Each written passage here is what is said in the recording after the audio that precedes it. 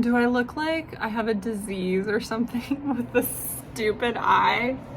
I have a dermatologist appointment, but as with everything doctor related, it takes forever to get in. So I had to call a couple different areas until I finally found something that was taking new patients within October.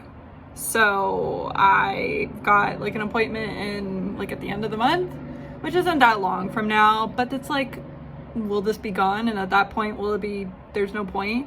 This is why I don't go to doctors, because it takes forever to get in there. And normally when I am feeling sick, I have an issue, I need it immediately. So then it's like, well, if you can't see me for, 10 days, what's the point? Why bother? How about I just deal with it on my own? Yeah, that's my thought.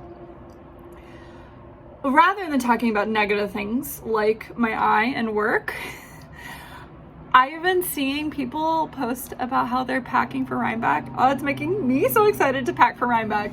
I have not packed yet, but I did come up with my start to shopping list ideas. So these are not things that I will buy yarn for, like a shopping list at Kroger. This is, if I see yarn, it has to fit into the items that I have designated I can shop for. Make sense? Yeah. It's to help you not go psycho and just buy everything, because that is what I will want to do. But I cannot. I have a house to buy. Maybe. It's so expensive. Everything's so expensive. So yes, it is currently lunch. I had a meeting. Technically there's a meeting right now, but I didn't feel like joining. It's like a lunch and learn kind of thing. And yeah, so then I have another meeting in about half an hour. Basically my whole week is just meetings. It's that is my job. Yesterday I said my job is beach. My job is meeting. My job is meeting and my job is email. And that, like, all jokes aside, that does belittle what I do. But you could boil it down to those things. That's what I spend the majority of my time doing. Being in meetings and sending emails. And email includes Teams pinks. It's all in there. Let me show you what I've currently put on my shopping list. The first two come inside of 52 weeks of shawls. And the first one is by Laga of Yarn Flakes. It's this shawl, which is her elf? Not sure how to pronounce that. I think in German you would pronounce it elf, but elf is also 11, and that's not how you spell 11, so I'm not sure. But it asks or calls for a 100% Falkland wool,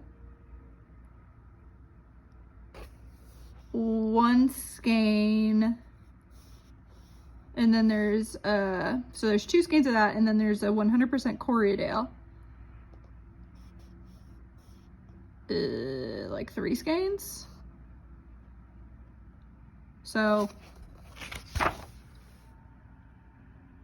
that seems like a lot of yarn. Is the white in here too? Interesting. That seems, or approximate. Okay. I was like, that does not make any sense to me. Okay, so it's, assuming your skein of yarn is 400, you're looking at is 3 skeins. I'm not sure. That's a light fingering. But anyway, so here's one that I would shop for. And then the other one is Seedling. There's another picture of it there. Gorgeous, right? So it's all just one color. And this one is using 2 skeins of flax fingering by Camellia Fiber, and it's a 50% alpaca, 25 linen, 25 silk. So I feel like I could find that. So yeah, that is another one. Within Arctic knitting, I picked out Kinos, which looks like this. And it's using Sunnisgan Kos, which is that a blown yarn? I might have some Kos. Maybe I don't, but that might be a blown yarn. So I'm not sure, but it is bulky. So maybe if I see something,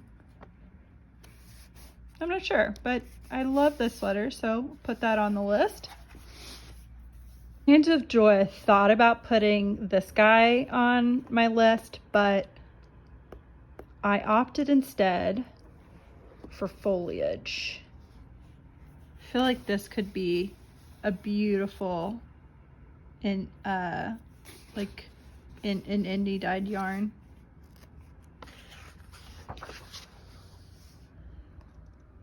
And it uses Cumbria, which is merino, masham, and mohair. You have the Woolen Pine booklet because I love books and this is a good deal, and I think it was even on sale when I asked for it for Christmas.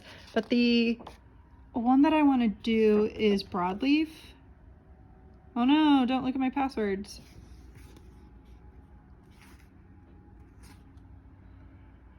Actually, I don't think it matters if I don't show you the final, because this is what's printed in here. But anyway, yeah, I've wanted to make broadleaf for a really long time, and maybe I'll find yarn to make it. I love the samples that they've done. This one specifically. I love the colors. Ooh. It looks so good.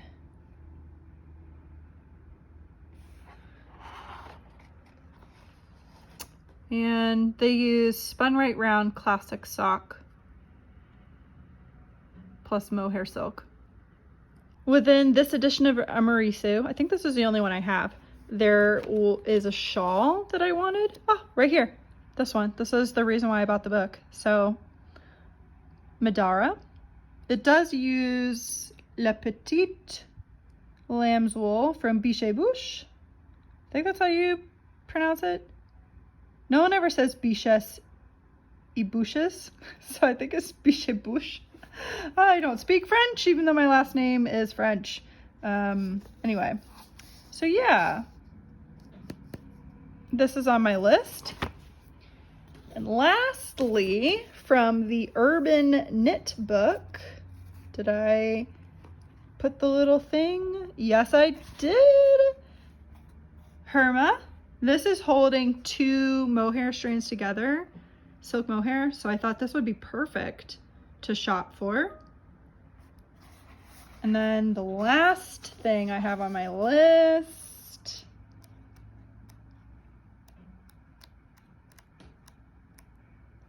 is this guy right here. Silly. It's this oversized coat cardigan in a broken rib pattern. I love the way this looks. There are 2 versions in here. So there's a really long one in this gorgeous dusty purple, and then the brownish orange.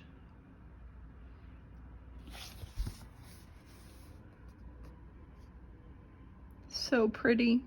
I like that they have the hashtags right there for you. I'm trying to find the yarn. So they use knitting for olive, heavy merino. Need to look through my single patterns and add any of those because I'm thinking of some like all over pattern sweat or like stitch pattern sweaters to shop for. Some, and also some that are not just fingering, because I tend to buy fingering. There's all my yarn, but I should add some on the list that are like DK and worsted as well. I need to leave for Orange Theory in 20 minutes. So, is there something I can watch in 20 minutes? Or am I gonna be late to Orange Theory because of this?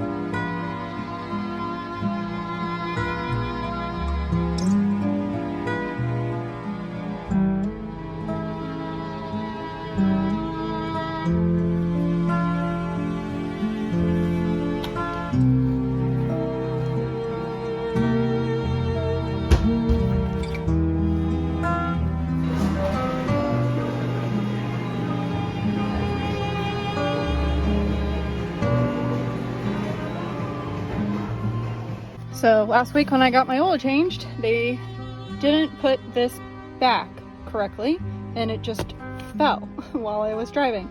So I got to figure out how to put this back in. I'm sure it's not hard, but micro stresses. I get these sheets in my mailbox and they're coupons for stuff. And they're always such a good deal and I forget to use them, but I've started to keep them in my car. And this smoothie place is next door to Orange Theory. And the coupon I used today was $5 for a flatbread, side, and a smoothie. Which so the flatbread I ended up getting was this chicken pesto.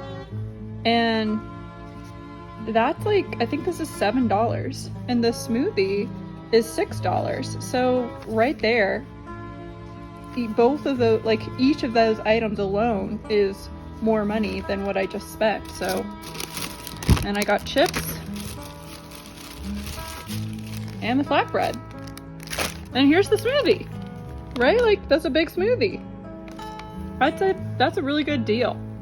You can't make food. Like I couldn't make that for that price at home, so pretty good. Do you see that cloud? Does that not look like something that came from Stranger Things? That's a Stranger Things cloud.